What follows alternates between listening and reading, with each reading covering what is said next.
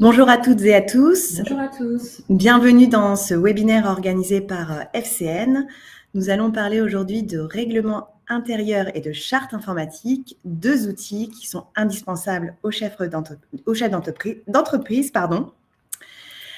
Alors, pour animer ce webinaire, j'animerai une partie, Mélanie une autre. Pour ma part, je m'appelle Sabrina Agrapar, je suis juriste en droit des affaires depuis plus de 15 ans maintenant à la direction générale du cabinet FCN et également référente RGPD. Donc, bonjour à tous, Mélanie Brita, juriste consultante en droit social au sein du cabinet FCN, également de la direction générale, et depuis maintenant bientôt 8 ans.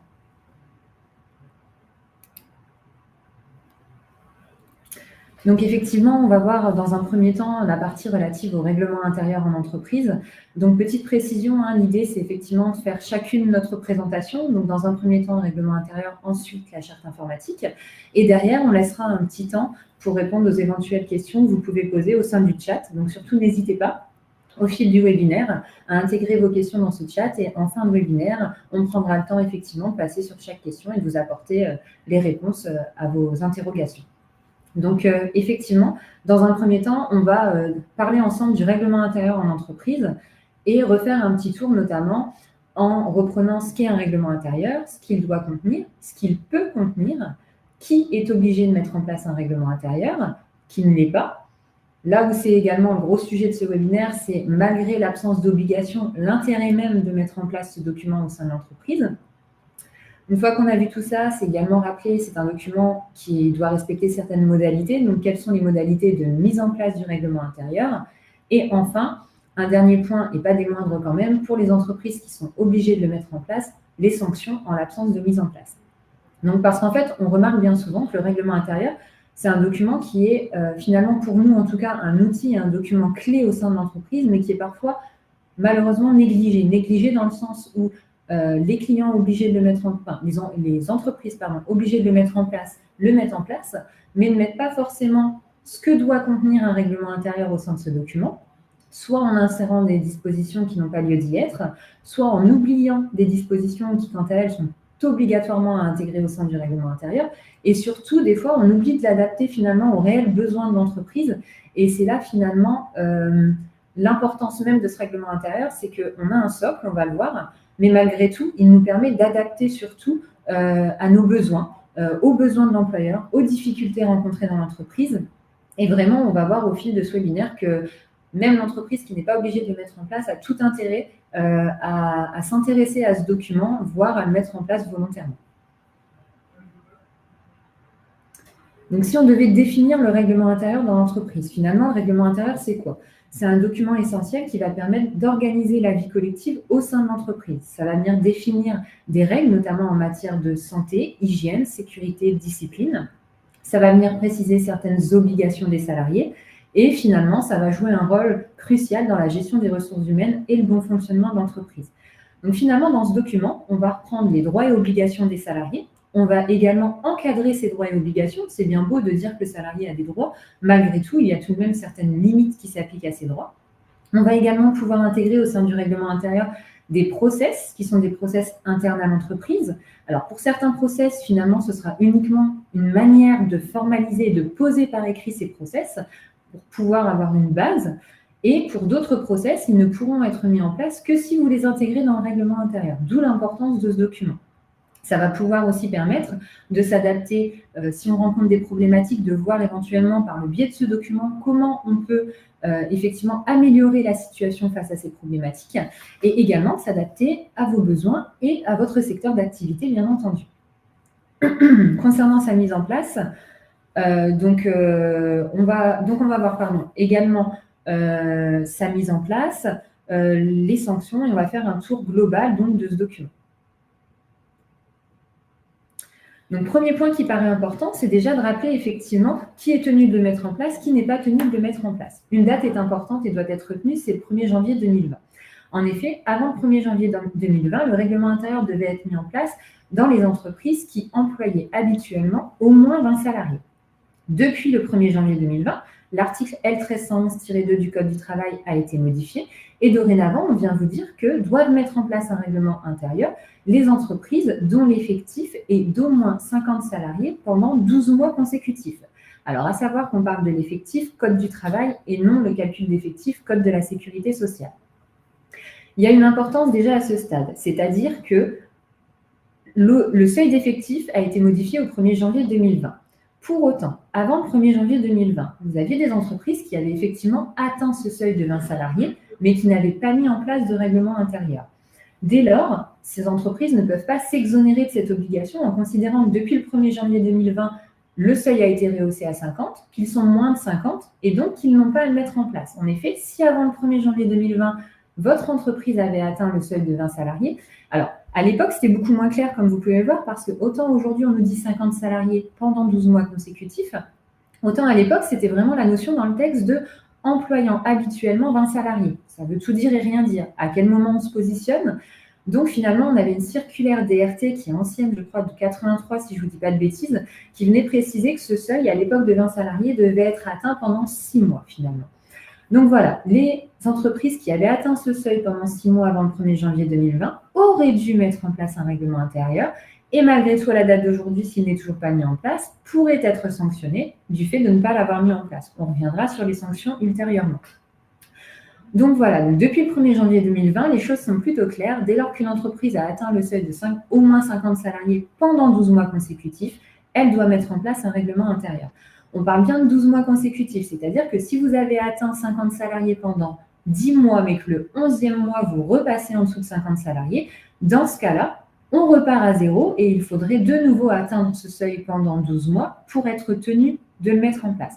Petite précision également pour les créations d'entreprises qui atteindraient immédiatement un seuil de 50 salariés. Dans ce cas-là, elles doivent l'atteindre pendant 12 mois consécutifs et elles ont encore un délai de 12 mois pour le mettre en place. Finalement, 24 mois en cas de création d'entreprise.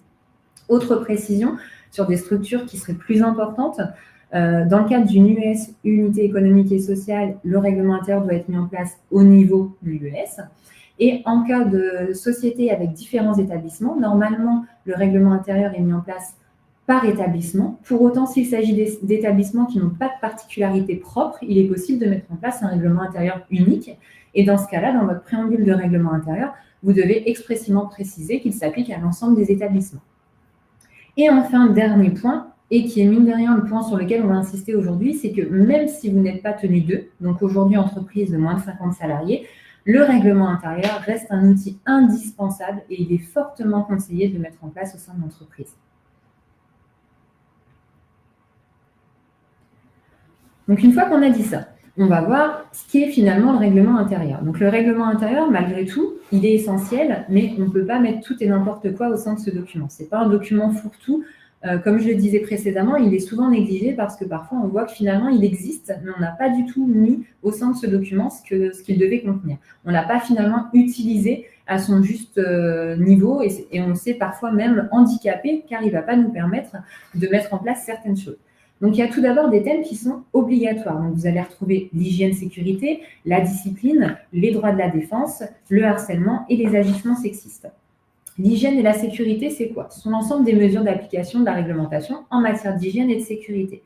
À titre d'exemple, ce n'est pas limitatif, mais vous allez retrouver notamment l'interdiction de fumer avec le tabac, le vapotage depuis quelques années maintenant qui doit également être intégré. Ça peut être des dispositions relatives aux accès aux locaux, au parking, au sein de l'entreprise, les dispositifs mis en place en cas d'incendie, les dispositifs à respecter en cas d'accident du travail, la procédure d'alerte, le droit de retrait. Voilà, notamment, l'ensemble de ces choses vont notamment faire partie de ce bloc hygiène et sécurité.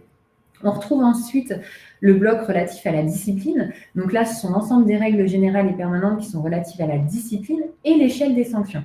On va retrouver quoi? On va notamment revenir sur les horaires de travail. Alors, on ne va pas venir définir les horaires de travail, mais on va rappeler l'obligation de respecter les plannings, etc. La gestion des absences, les comportements, l'obligation de discrétion, l'utilisation du matériel d'entreprise, le contrôle des accès et, un point bien important également, l'échelle des sanctions. L'échelle des sanctions, j'insiste, parce que lorsque vous mettez en place un règlement intérieur, que ce soit par obligation ou volontairement, vous devez nécessairement intégrer au sein de ce règlement intérieur l'échelle des sanctions. L'échelle des sanctions, c'est quoi? C'est notamment le blâme, l'avertissement, la mise à pied disciplinaire, la rétrogradation, la mutation. En fait, si vous n'intégrez pas cette échelle des sanctions et que vous avez un règlement intérieur, vous ne pourrez pas sanctionner sur cette base. Vous pourrez uniquement, sous réserve d'avoir un motif valable, aller sur le licenciement. Si vous avez finalement oublié d'intégrer cette échelle des sanctions, seul le licenciement sera envisageable. Et notamment, dans cette échelle des sanctions, vous avez la mise à pied disciplinaire. Donc, on rappelle rapidement, une mise à pied disciplinaire, c'est on convoque un salarié, on a des faits contre lui et on notifie une mise à pied disciplinaire qui a un certain nombre de jours où le salarié ne vient pas travailler et n'est pas rémunéré. Donc, la mise à pied disciplinaire, au sein du règlement intérieur, doit être prévue dans l'échelle des sanctions et on doit notamment prévoir sa durée maximale. À défaut, vous ne pourrez pas sanctionner votre salarié par le biais d'une mise à pied disciplinaire. Ça peut être notamment dans la limite de au maximum 5 jours ouvrables. On peut aller jusqu'à 10 jours, mais on évite d'aller au-delà, il faut quand même que ce soit raisonnable.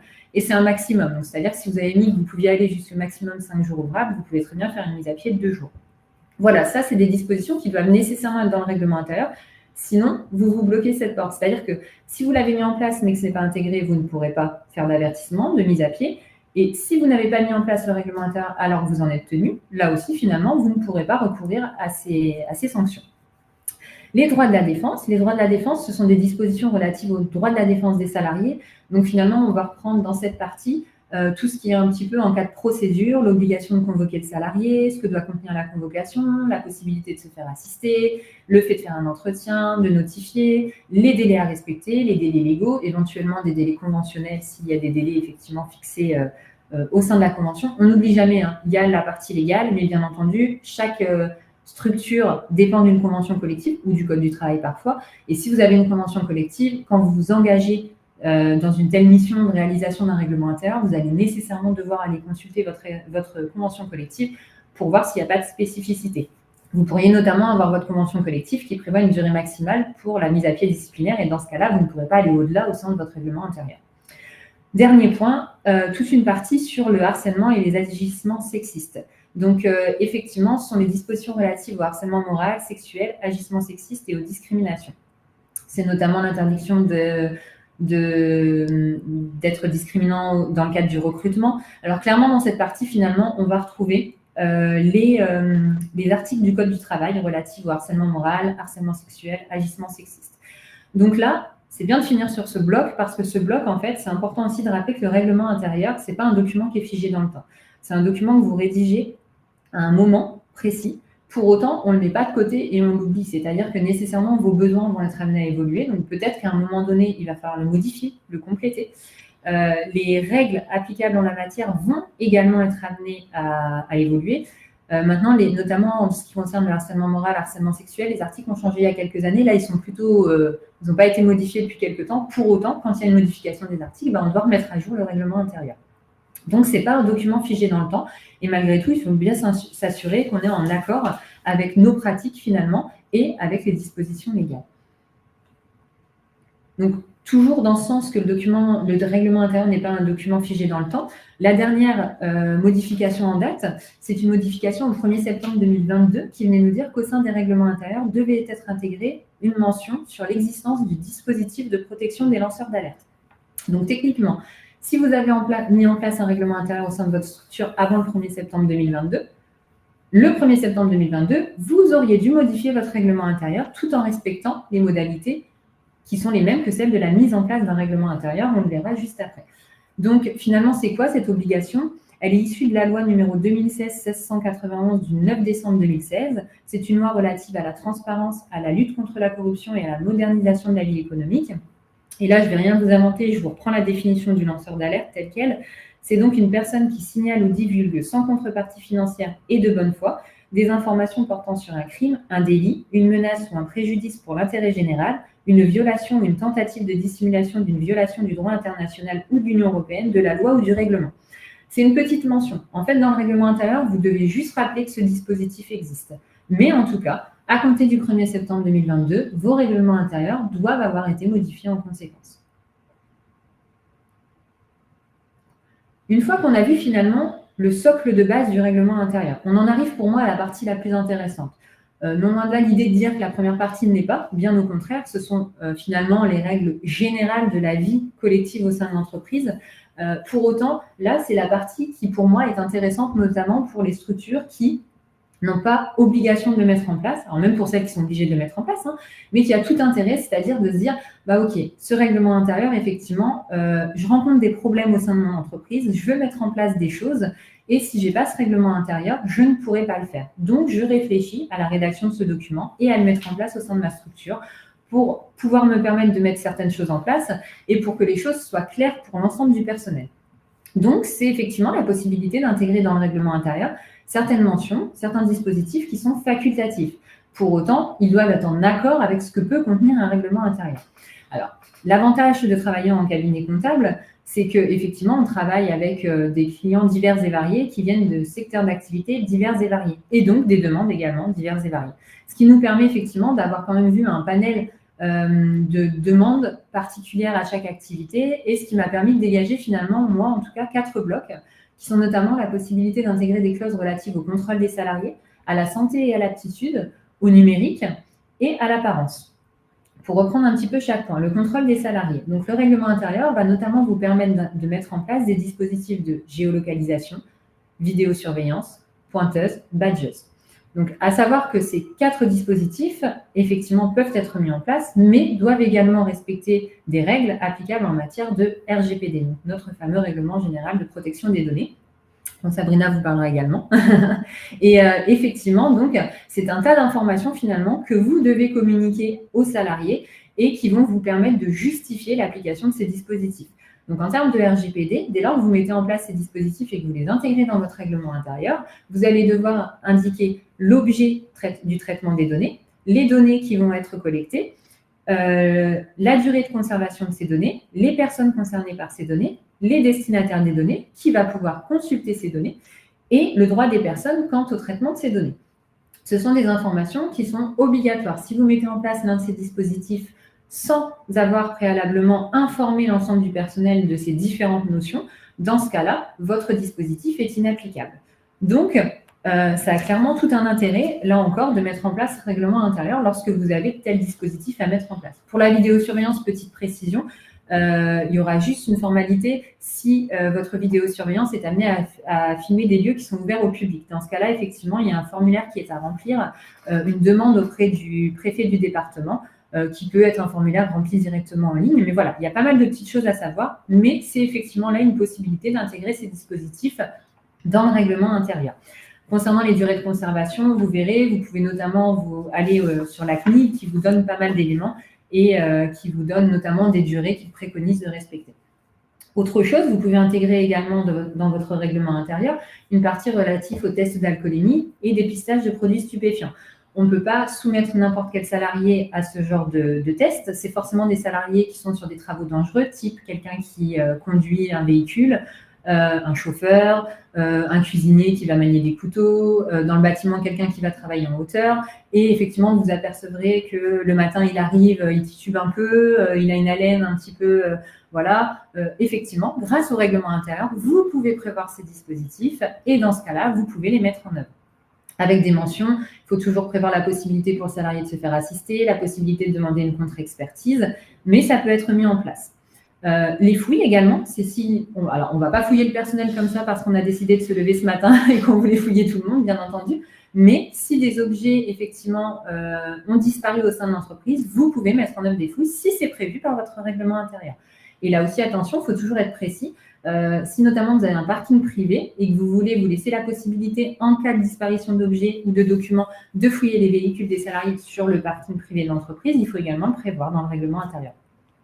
Santé et aptitude, c'est notamment prévoir des mentions relatives à la vaccination obligatoire ou fortement conseillée. Ça peut être par exemple dans certains secteurs d'activité, la vaccination contre la leptospirose. Ça peut être dans d'autres secteurs d'activité type bâtiment, l'obligation du CACES, du permis de conduire.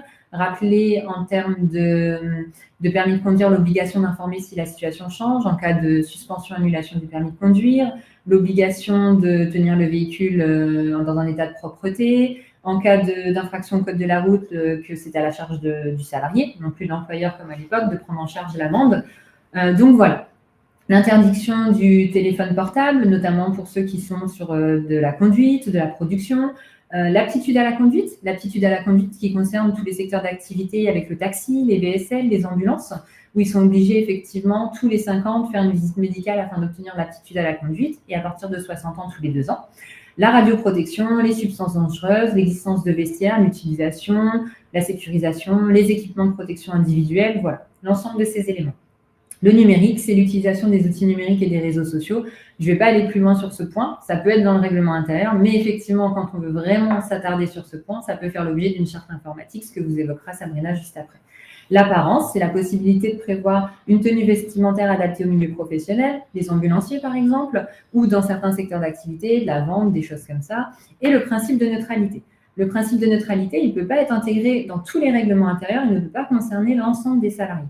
Le principe de neutralité, en fait, c'est la possibilité d'interdire à des salariés qui sont en contact direct avec la clientèle de manifester des convictions qui sont religieuses, philosophiques ou politiques, que ce soit par leur tenue, par leurs propos ou leur comportement. Mais encore une fois, c'est nécessairement du personnel qui est en contact direct avec de la clientèle. Mais là aussi, ça peut avoir toute son importance dans une activité. Donc, on voit bien que finalement, par ce document, on peut mettre en place des choses, on peut qui peuvent finalement sécuriser la vie au sein de l'entreprise et permettre de sanctionner plus facilement finalement certains comportements de salariés.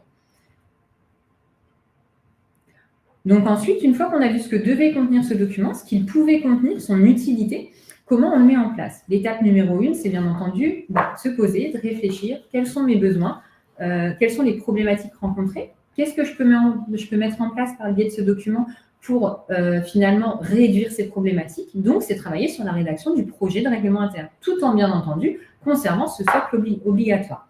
L'étape numéro 2, ça va concerner les entreprises qui ont un effectif qui est supérieur à d'au moins 11 salariés pendant 12 mois consécutifs, donc soumis à l'obligation de mettre en place un CSE. Donc, dans ce cas-là, ces entreprises vont devoir informer et consulter leurs représentants du personnel sur la mise en place de ce règlement intérieur, donc les convoquer à une réunion. Et cette réunion devra faire l'objet d'un procès verbal avec un avis favorable ou défavorable. Si l'avis est défavorable, vous n'êtes pas tenu par cet avis. La seule chose, c'est que vous devez les informer, les consulter. À savoir aussi que si vous mettez en place des dispositifs type vidéosurveillance, géolocalisation, badges, pointeuses, il y a également une information consultation à la fois sur le règlement intérieur, à la fois sur la mise en place du dispositif lui-même. Donc, potentiellement, si vous faites votre règlement intérieur, vous intégrez de la vidéosurveillance, de la géolocalisation, dans votre ordre du jour, vous aurez 3 informations consultation. Si vous êtes tenu de mettre en place des représentants du personnel, mais qu'il n'y a pas eu de candidat, vous devrez pouvoir justifier d'un procès verbal de carence. Si en revanche, vous êtes tenu de mettre en place des représentants du personnel, mais que vous n'avez pas réalisé vos élections, dans ce cas-là, vous ne pouvez pas mettre en place un règlement intérieur parce que vous ne serez pas en mesure de justifier soit de les avoir consultés, soit d'un PV de carence. D'où l'importance d'être à jour de ces représentants du personnel. Étape 3, on va informer les salariés. En cas de dispositif géolocalisation vidéosurveillance, il y aura notamment des listes d'émargement à mettre en place. Étape 4, on va déposer et afficher le règlement intérieur. Donc, au niveau des modalités de publicité de dépôt et d'entrée en vigueur, l'information du personnel, donc si des dispositifs spécifiques, liste d'émargement, sinon ça peut être un affichage en entreprise ou sur l'intranet. Ensuite, on aura donc un dépôt auprès du secrétariat du Conseil des prud'hommes en un exemplaire du règlement intérieur, puis un dépôt en 2 exemplaires auprès de l'inspection du travail, accompagné du PV de consultation ou du PV de carence, si effectivement vous avez atteint l'effectif qui justifie d'avoir des représentants du personnel. Dernier point important, c'est la date d'entrée en vigueur. Il faut être vigilant. Vous ne pouvez pas faire entrer en application votre règlement intérieur immédiatement. Ce sera au plus tôt 1 mois après l'accomplissement de la dernière de ces formalités. Donc, je vous dis une bêtise, si effectivement aujourd'hui vous informez votre personnel en date du 15 novembre, vous faites vos envois dépôt auprès du secrétariat du greffe, du Conseil des prud'hommes et de l'inspection du travail en lettre recommandée avec accusé de réception aujourd'hui, vous comptez également vos délais postaux, le temps qu'ils reçoivent. Clairement, moi là, je ferai une application date de 15 novembre, un petit peu plus d'1 mois, mais je ferai au 1er janvier 2025. Mais à minima, il doit y avoir 1 mois entre la dernière formalité et l'application, en tenant compte des délais postaux pour les envois en lettre recommandée. Petite précision, pour les nouvelles embauches au sein de la structure, le règlement intérieur, il s'applique immédiatement dès l'embauche. Vous avez juste à informer le salarié de l'existence du règlement intérieur, une mention au sein du contrat de travail indiquant que le règlement intérieur mis en place au sein de l'entreprise est tenu à disposition du salarié à tel endroit, vous indiquez l'endroit, est suffisante. En cas de modification ou adjonction du règlement intérieur, attention, encore une fois, il n'est pas figé dans le temps. Si on est tenu de le modifier, il faudra respecter l'ensemble des modalités précitées. Donc, de nouveau, consulter le CSE s'il existe, de nouveau informer les salariés, de nouveau réaliser les modalités de dépôt, de nouveau respecter un délai d'1 mois. Adjonction au règlement intérieur, c'est pareil. Si vous faites une note qui reprécise un point déjà existant dans le règlement intérieur, vous pouvez uniquement l'afficher en entreprise. Si ça vient apporter une précision qui n'existait pas, un nouvel élément, dans ce cas-là, cette note doit être déposée comme le règlement intérieur. Dernier point, et pas des moindres, c'est quelle est la sanction si finalement je ne mets pas en place le règlement intérieur alors que j'y suis tenue, ou alors si j'ai rédigé le règlement intérieur mais je ne l'ai pas déposé, c'est-à-dire je l'ai rédigé et je l'ai fait appliquer comme ça. Je l'ai communiqué à personne, je n'ai pas consulté mes représentants du personnel, ni quoi que ce soit. Il y a 2 sanctions finalement, même il y a 2 sanctions et un risque. Le risque, c'est également si vous avez un contrôle de l'inspection du travail qui vous met en demeure de le mettre en place si vous êtes tenu d'eux. Et les sanctions, il y a une sanction pénale. Donc, en l'absence de mise en place du règlement intérieur ou de dépôt du règlement intérieur, vous pourriez être condamné à une amende prévue pour les contraventions de 4e classe. Et pour les personnes morales, c'est 3 750 € l'amende de 4e classe. Et surtout, le gros point pour moi, vous êtes tenu ou pas tenu, dès lors que vous avez fait votre règlement intérieur, mais que vous ne l'avez pas déposé, ou si vous êtes tenu et que vous ne l'avez pas mis en place, ce ne sera pas opposable aux salariés. Donc, si vous avez mis en place un règlement intérieur mais qu'il n'est pas déposé, tout ce qu'il y a dedans, ce n'est pas opposable aux salariés. Donc, si vous avez prévu la possibilité de faire un test d'alcoolémie, dépistage, de la vidéosurveillance, de la géolocalisation, des choses bien spécifiques, vous ne pourrez pas l'opposer aux salariés parce que vous n'avez pas respecté vos modalités de dépôt. Et de même, les sanctions, avertissements, mise à pied, rien de tout ça pourra être opposé aux salariés. De la même manière, si vous n'avez pas mis en place le règlement intérieur alors que vous êtes tenu de mettre en place, vous ne pourrez pas non plus, sur la partie avertissement, mise à pied, etc., mettre ces sanctions en œuvre parce que vous n'avez pas respecté votre obligation de mettre en place le règlement intérieur. Donc voilà, finalement, on voit bien l'importance de ce document, les possibilités qui s'ouvrent à l'employeur pour intégrer des notions bien spécifiques à son activité, bien spécifiques à ses besoins et finalement faciliter la vie en entreprise. Donc, dernier point. Nous, en tout cas, au niveau du cabinet, comment on accompagne un employeur dans la mise en place de ce document. Donc, la première étape, c'est l'étude préalable du dossier. Donc, on échange avec l'employeur sur les besoins spécifiques de l'entreprise, les éventuelles problématiques qui sont rencontrées dans l'entreprise avec les salariés et les spécificités propres au secteur d'activité. L'étape 2, c'est de travailler sur le projet de règlement intérieur. On élabore un projet de règlement intérieur qui est conforme aux dispositions légales et conventionnelles et adapté aux besoins du client. L'étape 3, on finalise le document, on valide le document auprès de l'employeur, on fait les éventuelles modifications et on fixe la date d'entrée en vigueur. Et la dernière étape, ce sont toutes les modalités de dépôt, de consultation et d'affichage qu'on a vu précédemment. Donc voilà, sur la partie règlement intérieur, c'est tout pour moi. N'hésitez pas à poser vos questions au sein du chat. On reviendra dessus après la présentation de Sabrina, à qui je laisse la parole. Merci beaucoup, Mélanie, pour ta présentation. Nul doute maintenant de douter de l'intérêt de mettre en place un règlement intérieur au sein de son entreprise. Alors, pour ma part, je suis ravie de vous parler d'un autre outil qui est tout autant essentiel et qu'il faut aussi obligatoirement, enfin moi je considère qu'il faut obligatoirement le mettre en place au sein de son entreprise. C'est la charte d'utilisation des moyens informatiques et des outils numériques, ou plus communément appelée la charte informatique. Alors, comme vous le savez, aujourd'hui, on vit dans un monde de plus en plus digitalisé et cela n'est pas sans conséquence puisque de nombreuses entreprises se sont fait cyberattaquer. C'est le constat actuel et malheureusement, leur nombre et ainsi que leur technicité, complexité ne cesse d'augmenter. Ça peut avoir des conséquences dramatiques pour les structures, l'atteinte à l'image, un blocage partiel de notre système d'information. Ça peut aller jusqu'à un blocage total ou des conséquences financières extrêmement graves. Donc, avec ce constat-là, on n'a pas de doute pour dire que la sécurité numérique, c'est un enjeu majeur aujourd'hui pour tous les acteurs, que ça soit le chef d'entreprise, les employés, les partenaires, les prestataires, les sous-traitants, etc. Donc, l'objectif de cette présentation au niveau de la charte informatique, c'est d'expliquer comment ce document peut aider à protéger votre entreprise et apporter des bonnes pratiques en matière numérique au niveau des utilisateurs. On parle d'utilisateurs et pas forcément que de salariés, puisque cette charte informatique on va la rendre opposable aux salariés, mais vous pouvez également demander à ce que des sous-traitants qui auraient accès à votre système d'information se contraignent également aux règles applicables dans cette charte informatique, vos partenaires, etc. Alors, qu'est-ce qu'une charte informatique ? C'est un document interne qui va réglementer l'utilisation de vos ressources informatiques numériques au sein de votre entreprise.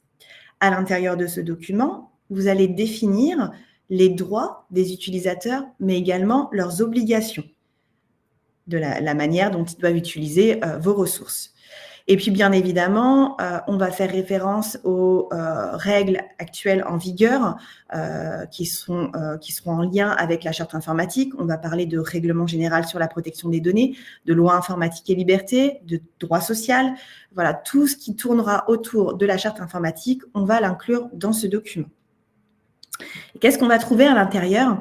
Alors, c'était assez difficile de vous mettre tous les sujets en présentation parce qu'on pourrait y passer des heures, mais on a essayé de cibler les éléments qui nous semblent les plus importants, qui doivent figurer dans la charte informatique. Donc, en préambule, l'intérêt, ça serait d'exposer aux utilisateurs l'intérêt d'un tel document, les risques actuels, c'est ce qu'on vient d'exposer en préambule, que tout le monde est concerné. Comme vous le savez, hein, le plus gros risque, c'est ce qui se passe entre la chaise et le clavier. Plus on va sensibiliser, plus on va former, plus le risque va diminuer. À partir du moment où on a expliqué les raisons de l'instauration d'un tel document, eh bien, il va falloir définir les différents équipements que l'on va mettre à disposition des utilisateurs. Aujourd'hui, ça ne se limite plus à un ordinateur.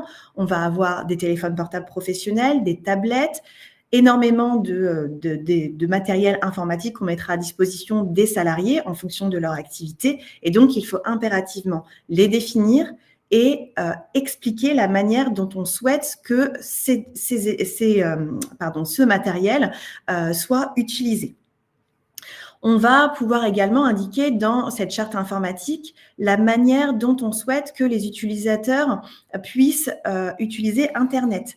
Est-ce que vous permettez à ces derniers à ce qu'ils puissent surfer sur n'importe quel site Internet, ou est-ce que vous avez décidé de bloquer certaines URL que vous considérez comme contraires aux bonnes mœurs voilà. Après, c'est de votre propre appréciation, mais c'est important de l'indiquer dans un tel document. Idem au niveau de la gestion des adresses mail. En tant qu'employeur, vous mettez à disposition des salariés des adresses mail professionnelles. Est-ce que vous autorisez vos employés à utiliser cette adresse mail personnelle pour des usages personnels, par exemple ?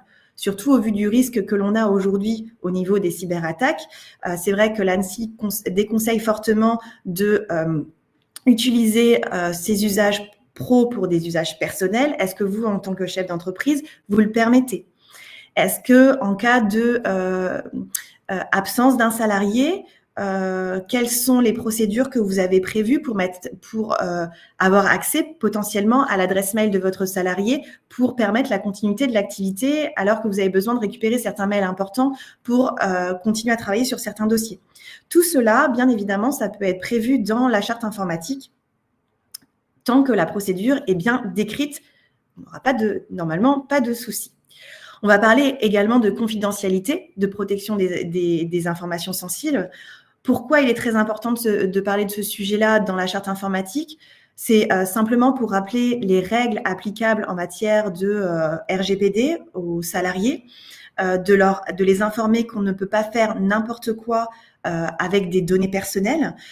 On est soumis à une réglementation donc de par la loi informatique et liberté, qui s'est durcie avec le règlement général sur la protection des données. À titre d'exemple, on ne transfère pas des données personnelles sur des supports non sécurisés. C'est très important, voilà, de rappeler ces bonnes pratiques, à la fois pour protéger son patrimoine informationnel de notre entreprise, mais également pour protéger les données de ses salariés, de ses clients, enfin, toutes les données personnelles que l'on peut stocker au sein d'une entreprise. C'est exactement la même chose, à mon sens, pour tout ce qui concerne le secret des affaires. Aujourd'hui, il y a, vous l'avez tous entendu parler, énormément de vols de données. Ces données-là sont revendues, ça a une valeur marchande sur le marché. Ça peut causer beaucoup de dégâts pour une entreprise, donc protégeons nos données.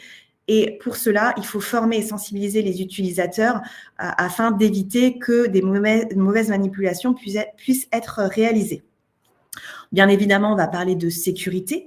Quelle est la politique que vous mettez en place au sein de votre entreprise que vous souhaitez que vos utilisateurs respectent? Est-ce que vous avez mis en place, par exemple, un gestionnaire de mots de passe qui doit être utilisé?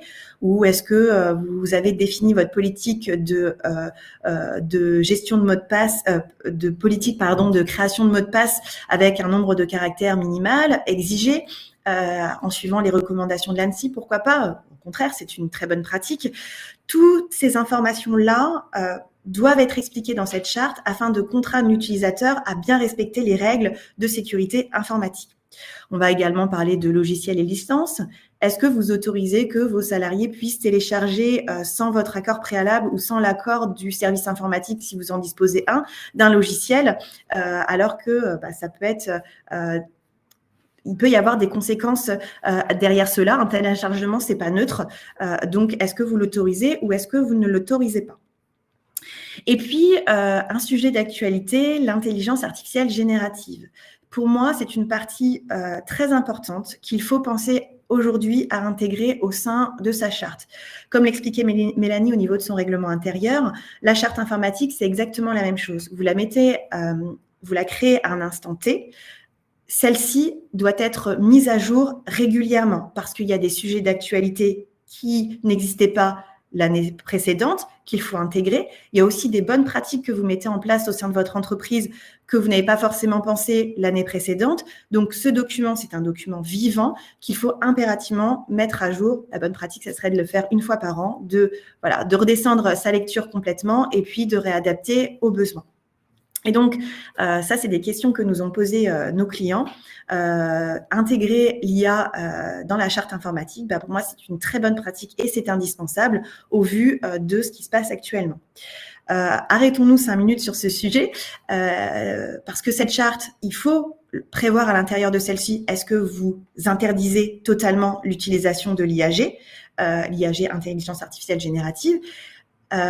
Moi, c'est pas forcément la recommandation que je fais parce que, en tout état de cause, chez beaucoup d'utilisateurs, c'est ancré en eux. Les jeunes qui intègrent le marché savent l'utiliser pleinement, ils l'utilisent dans leur quotidien. Donc, de l'interdire complètement, ça serait que les utilisateurs utiliseraient des moyens détournés pour continuer à l'utiliser, par exemple sur leur téléphone personnel.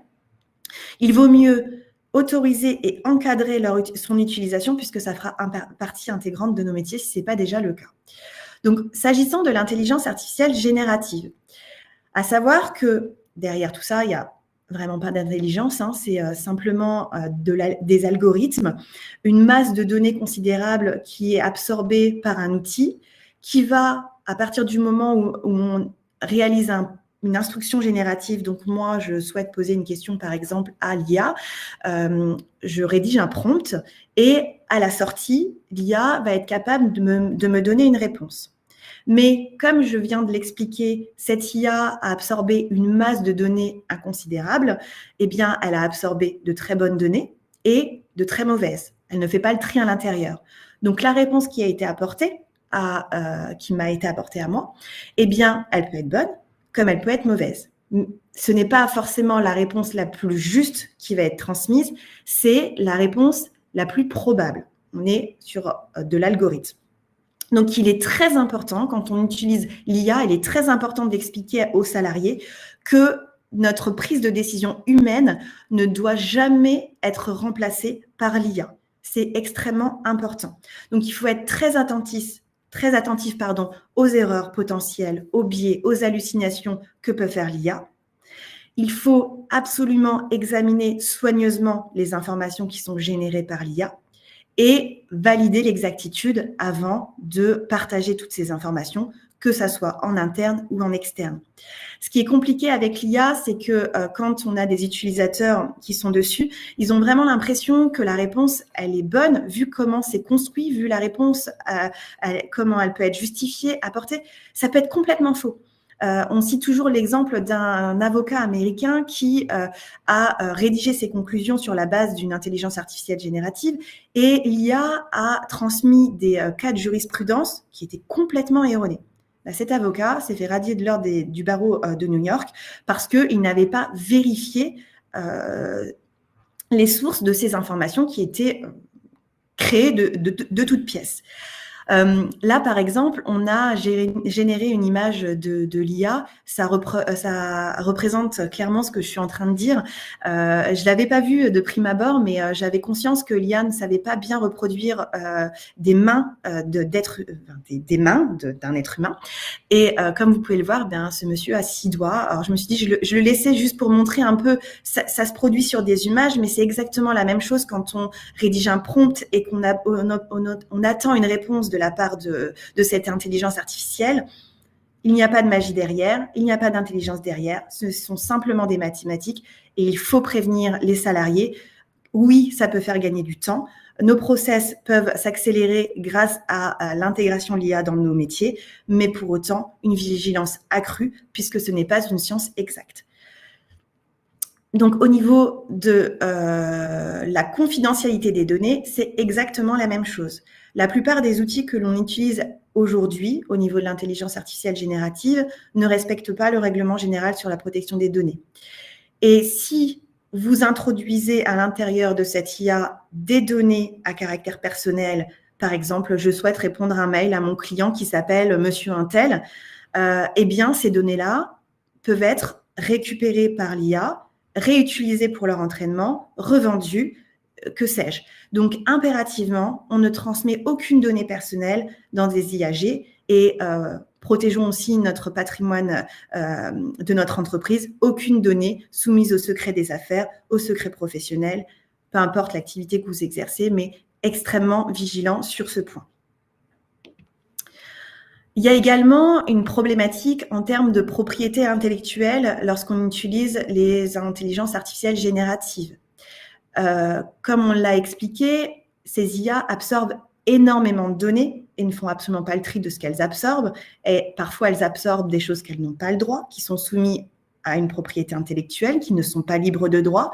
Donc, faire très attention quand on réutilise ce qu'on a récupéré de l'IA, parce qu'on pourrait être, de notre côté, attaqué pour avoir utilisé des choses qui étaient préalablement protégées. Il ne faut pas, ça c'est une bonne pratique, ne pas imiter le style d'un auteur spécifique et bien évidemment modifier le contenu pour des risques de contrefaçon. Aujourd'hui, il y a énormément de procès aux États-Unis, notamment si je peux citer l'exemple de Times qui a attaqué une IAG parce que cette IA avait absorbé énormément de données de manière illégale et donc a absorbé tout le patrimoine de Times, toutes ses revues, tous ses journaux et les réutilise. Donc attention, nous derrière, à ne pas être sanctionnés parce qu'on a récupéré des données qui n'étaient pas libres de droit. Et enfin, au niveau de l'IA, mon petit focus est bientôt terminé, sur le droit d'auteur. Vous avez peut-être potentiellement un service marketing qui, par des soucis de simplicité, de réactivité ou tout simplement envie d'utiliser l'intelligence artificielle pour produire des images, c'est vraiment un exemple par rapport au droit d'auteur, et donc va utiliser une image qui sort de l'IA pour une campagne marketing. Eh bien, savoir que le droit d'auteur ne peut pas s'appliquer dans ce cas en l'espèce. En effet, pour pouvoir bénéficier du droit d'auteur, petit rappel, il faut que l'œuvre soit considérée comme originale et qu'elle puisse démontrer l'empreinte de la personnalité de l'auteur qui l'a créée. Quand on crée une œuvre par l'IA, il n'y a aucune empreinte de la personnalité de l'auteur et donc elle ne peut pas bénéficier, cette image, de cette protection. Donc faites très attention quand vous utilisez une IA pour créer des images, évaluez bien le risque avant de l'utiliser pour éviter tout problème ultérieur et sensibiliser bien évidemment, là encore, vos utilisateurs à l'intelligence artificielle générative. Donc, une fois qu'on a dit ça, une fois qu'on a bien intégré ce paragraphe dans la charte informatique, ce qui est très important aussi, c'est de former et de sensibiliser les salariés. On va le voir juste après. Donc, au niveau de sa mise en place, exactement comme Mélanie, la charte informatique, c'est le même fonctionnement. On a plusieurs étapes. On rédige bien évidemment le projet que l'on va soumettre au CSE si vous en disposez un. On informe ensuite bien évidemment les salariés et on procède au dépôt et à l'affichage. Toujours identique à la slide de Mélanie, pour que cette charte informatique puisse être opposable aux salariés, il faut informer le personnel par le biais d'affichage, intranet, etc.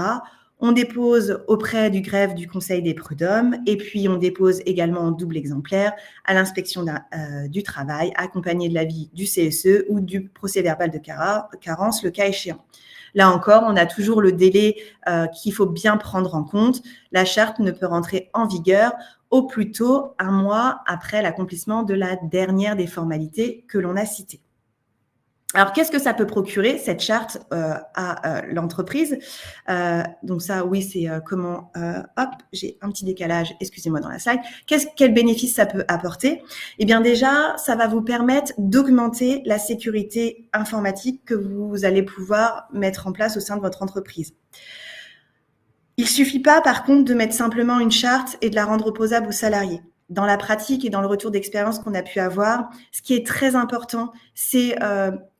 vous savez très bien, vous savez pertinemment que lorsqu'on demande à un salarié de signer un document, il va le signer, il ne va pas prendre en compte le contenu de ce document. Donc, n'hésitez pas à mettre en place, en fonction de la taille de votre entreprise, des webinaires pour expliquer ce que vous attendez des utilisateurs, des risques, de leurs droits, de leurs obligations, pour qu'ils puissent bien prendre en compte toute cette partie. Alors que vous pouvez le faire en présentiel. Si vous êtes sur plusieurs sites, privilégiez la visioconférence. Ne pas oublier aussi les nouveaux. Si vous ne faites pas de parcours d'intégration, prévoyez peut-être des petites vidéos qu'ils puissent regarder pour qu'ils puissent en prendre connaissance immédiatement dès leur arrivée, qu'ils puissent mettre en place toutes les bonnes pratiques, parce qu'il suffit malheureusement d'un seul clic pour mettre à terre tout un système d'information. Donc, ne négligez absolument pas toute cette sensibilisation qui doit être faite auprès des salariés, en sachant qu'au niveau du règlement général sur la protection des données, la sensibilisation est très importante et recherchée. Vous allez veiller à votre recherche de conformité. Vous allez valoriser aussi l'image de marque auprès des tiers. Ce document-là, sachez qu'il peut être demandé dans le cadre d'appels d'offres, de souscription d'un contrat particulier avec des tiers, des clients qui vous demandent quels sont les moyens que vous avez mis en place pour sécuriser ces données lui appartenant, votre système d'information. Eh bien, c'est un document qui va contribuer à la recherche de la sécurité et de votre éthique.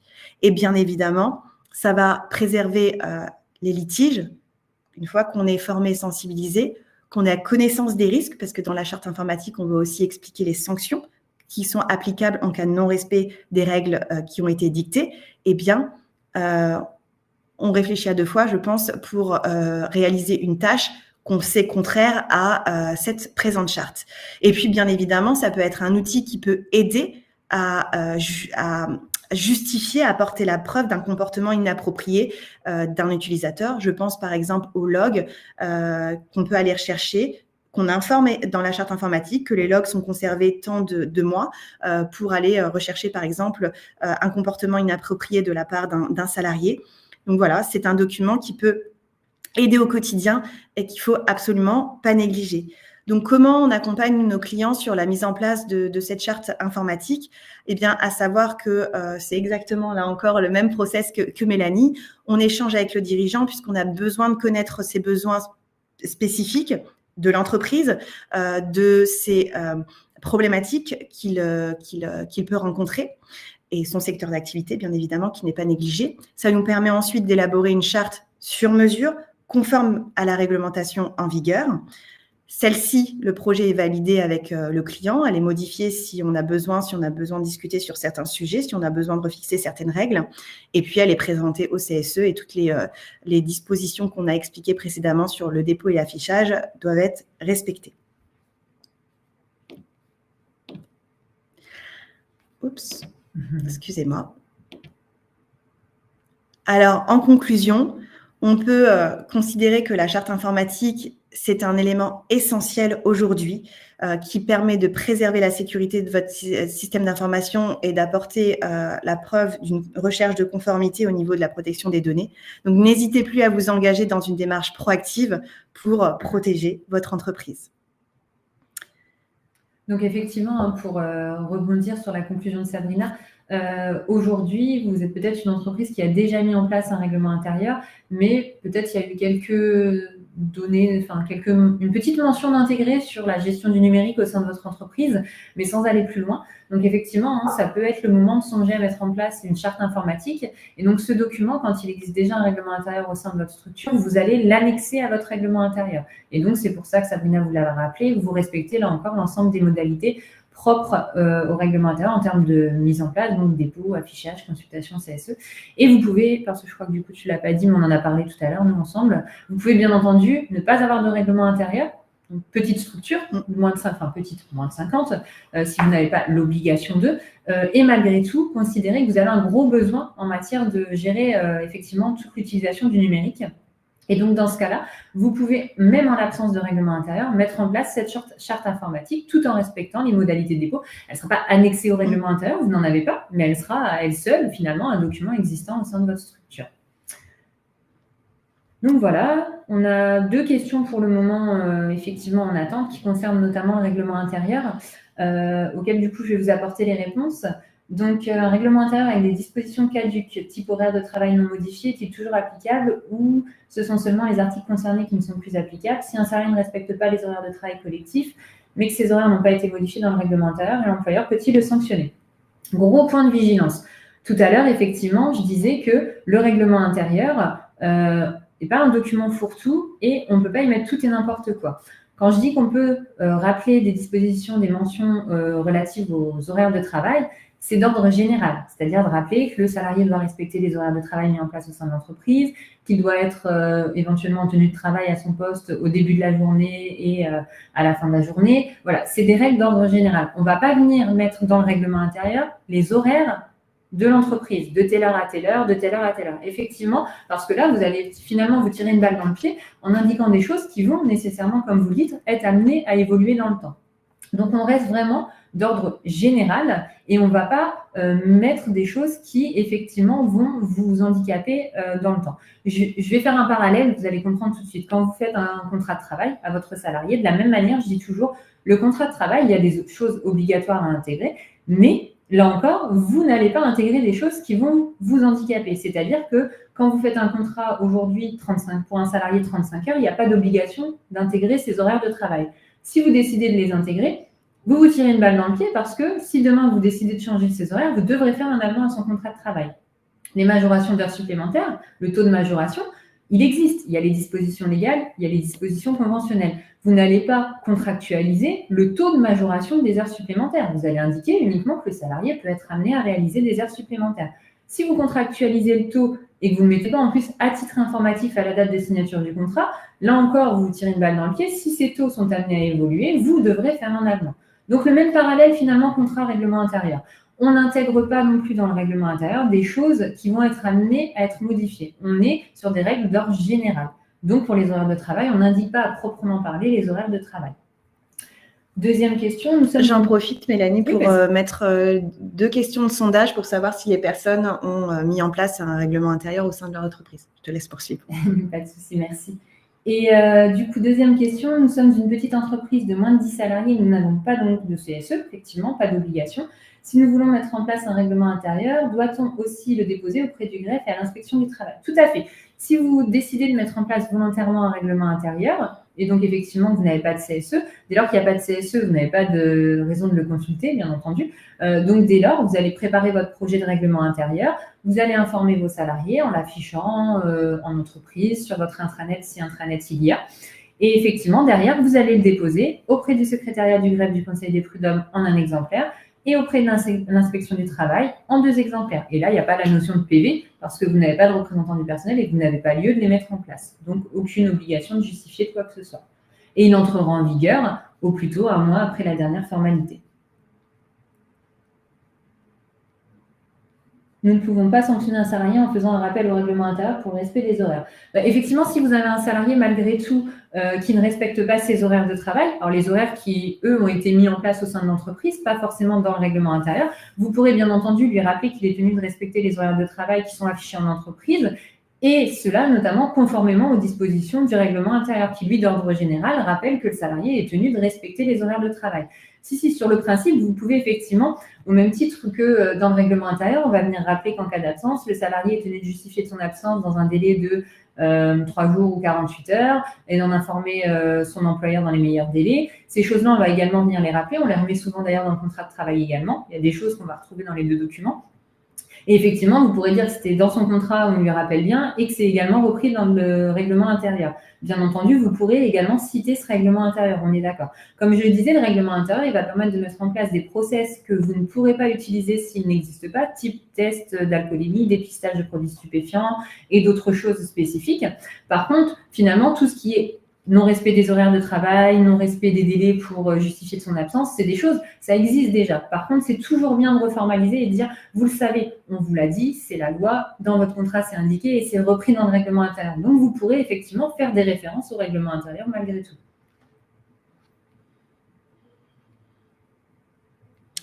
Il n'y a plus de questions. N'hésitez pas si vous avez d'autres questions, sinon on va clôturer le webinaire.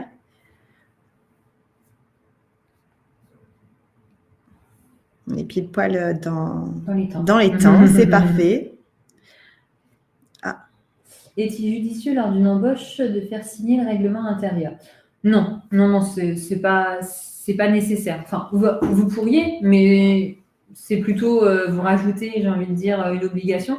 La seule mention, encore une fois, nous en tout cas on pratique comme ça. Si vous avez un règlement intérieur dans l'entreprise, vous mettez uniquement une petite mention dans vos contrats de travail au moment des embauches qui indique que le salarié est informé que l'entreprise est dotée d'un règlement intérieur et que ce dernier est disponible à tel endroit. Aussi bien pour vos salariés nouvelles embauches que pour vos salariés en poste, le règlement intérieur, il y a un endroit dans l'entreprise où il doit être tenu à disposition des salariés. Donc, la simple mention qui leur indique qu'il existe et où il est tenu à disposition est suffisante. Et ça vous évite d'avoir à imprimer à chaque fois le règlement intérieur et d'obtenir une signature. Donc, en tout cas, nous, on pratique comme ça. Je ne vous dis pas que vous ne pouvez pas le faire. Si à chaque embauche, vous joignez le règlement intérieur et vous faites une remise en main propre contre décharge, c'est OK aussi, hein, effectivement. Mais ça va vous rajouter effectivement une obligation, alors qu'une simple petite mention intégrée dans tous vos contrats, CDD, CDI, est suffisante. Et de le faire paraffer, vous pouvez également, effectivement. Peut-on interdire à un manutentionnaire, un caissier, d'avoir son téléphone portable sur lui quand il travaille? Merci. Alors, l'utilisation du téléphone portable personnel, c'est toujours un gros sujet. Une fois, c'est pareil, effectivement, j'avais une cliente qui me disait, ils ont leur téléphone portable, moi, je veux leur dire que quand ils arrivent au travail, parce qu'il y avait un abus sur le téléphone portable, d'où l'intérêt là, du règlement intérieur, pour reposer les choses. Et elle me disait, je veux que quand ils arrivent, en fait, ils le déposent à un endroit et qu'ils ne le prennent pas parce qu'ils font de la production et ils n'ont pas lieu, effectivement, d'être sur le téléphone portable.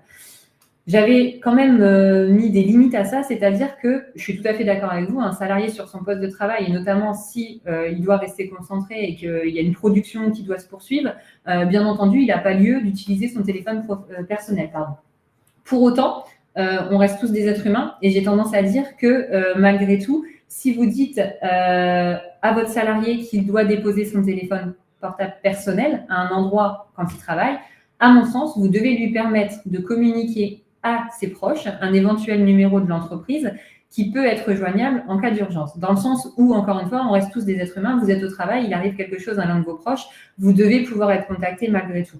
Donc, si vous intégrez effectivement cette notion sur certains postes qui nécessitent une concentration accrue et où il n'est pas possible effectivement de prendre une pause là comme ça, éventuellement ils consulteront leur téléphone pendant leur pause, dans ce cas-là, à mon sens, il faut qu'il y ait un numéro, en tout cas, si vous avez une secrétaire, un accueil, que l'on autorise d'être communiqué aux proches du salarié afin que les proches puissent appeler si vraiment il y a une urgence. On parle d'urgence, attention, hein, bien entendu. C'est pas pour prévenir son compagnon qu'il faut qu'il aille chercher du pain le soir. Hein, on est bien d'accord. Mais malgré tout, à mon sens, si à un moment donné il y a une grosse urgence, le salarié doit pouvoir être averti malgré tout.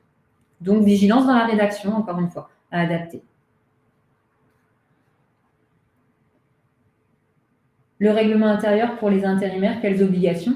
Le règlement intérieur s'applique effectivement également en termes notamment d'hygiène-sécurité pour les intérimaires, c'est-à-dire que dès lors qu'ils viennent travailler au sein de votre structure, ils sont tenus de respecter les dispositions inscrites au sein du règlement intérieur, donc respect des horaires malgré tout, tout ce qui est hygiène, sécurité, voilà. Dès lors qu'ils travaillent dans vos locaux, effectivement, ils seront tenus également de respecter notamment toutes les mesures en termes d'hygiène et de sécurité.